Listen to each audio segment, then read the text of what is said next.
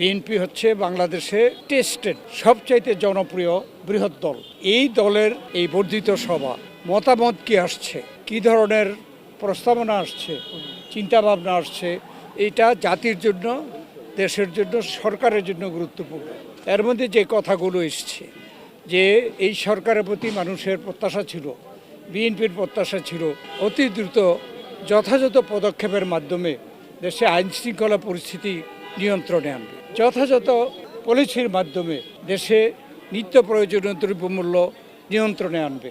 এছাড়া আরও অনেক কিছু, কিন্তু সেগুলো এখন পর্যন্ত 7 মাস হয়ে গেল, কিন্তু সরকার কিন্তু করতে পারেনি। জনগণ তা একটু হতাশ। আর জনগণও প্রত্যাশা করেছিল, এই সরকারও ওয়াদা করেছিল তাদের প্রধান দায়িত্ব হচ্ছে জনগণের ক্ষমতা জনগণের কাছে ফিরিয়ে দেওয়া, এবং সেটা মানুষ প্রত্যাশা করেছে। আর জনগণের ক্ষমতা দিতে হলে তার অর্থই হচ্ছে ভোটের অধিকার ফিরিয়ে দিতে হবে। এই সময়ের প্রয়োজনও তাই।